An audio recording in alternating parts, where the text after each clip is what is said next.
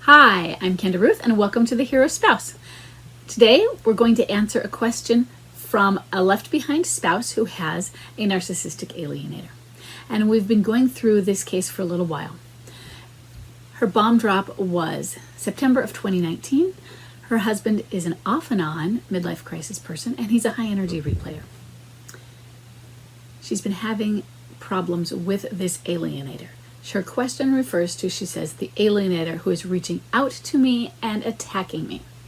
These last weeks, I've felt like I'm in a crazy triangle. The obsession about me, the demands, and the willingness to hurt me are bewildering. It's a whole new level.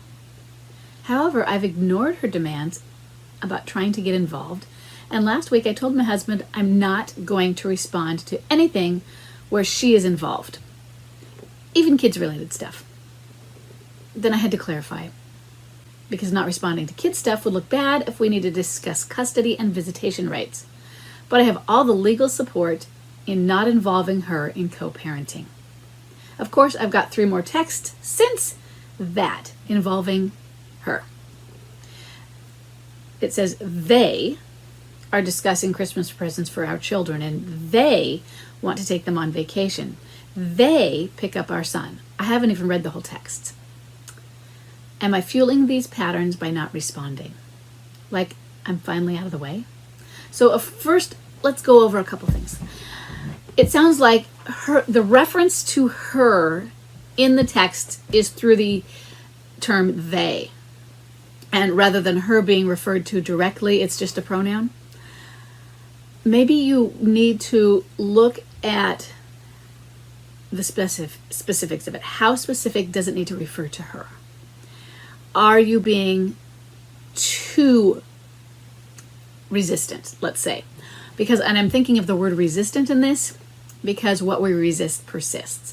Because you have a good point. I want you to do much of what you're doing, but where is the threshold on it? Is it a subjective line? He's referring to her because he's lumping her together with him in the term they. And it's annoying, but does he think of that? Does he know he's pushing a button? No, probably he does. But does he also think you're being too picky about it? And so he's going to say, well, I won't do this because then I'm abiding by it. But you know what? I'm going to do this. I'm going to refer to her by they in there because it shouldn't be enough to qualify for her rules. But I know it will annoy her. So he's doing it probably, and she, to annoy you, but it's just a little bit possibly on the pickiness side.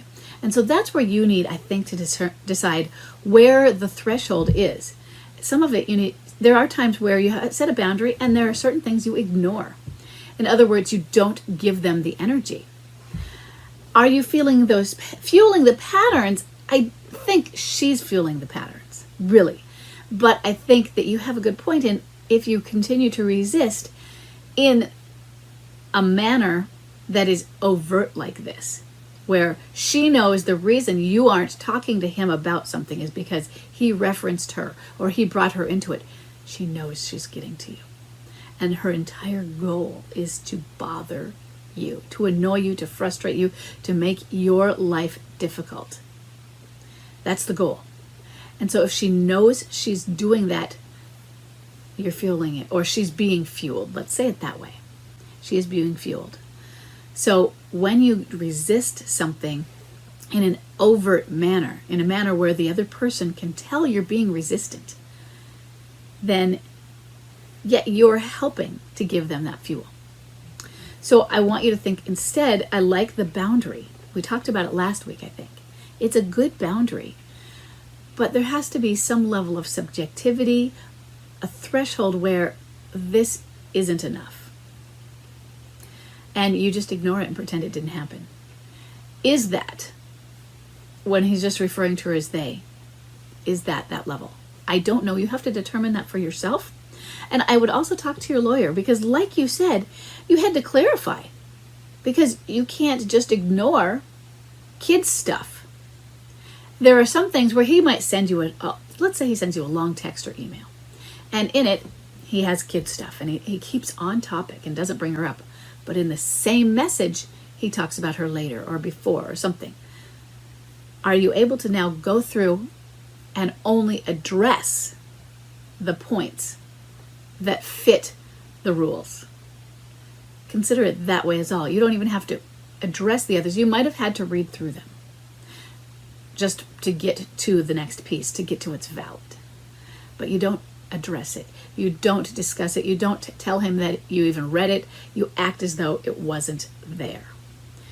Give that some thought as well, and talk to, if you are able to, because I know lawyers are expensive, but talk to your lawyer about how to handle this, her coming in and inserting herself like this, not in an overt way, but this is more a little bit of the covert way where he's bringing her up by just saying they and things like that. If you were to be too picky about that, would the courts be mad at you? Because I could see that that could be a distinct possibility, that they would be upset with you about it. It's not like you're finally out of the way. If you were out of the way, she wouldn't have that narcissistic supply from you. She thinks she's winning every time. So it's really not about getting you out of the way. It's about getting you underfoot and letting you know that's your place. Remember that post you just put up about reading about narcissists and how, don't you know who I am? Well, she's the important one. And if you aren't bowing down to that title or relationship, to her place, then she's losing supply. You don't bow down to that, you're not feeding her. And then you're not really, it's not about out of the way. If you want to be out of the way for her, you don't give her energy. And I know when you're saying out of the way, you're thinking of it in a different way than that. You want to be out of the way in the sense that she's not getting her narcissistic supply from you. Okay? I will see everybody in the next question.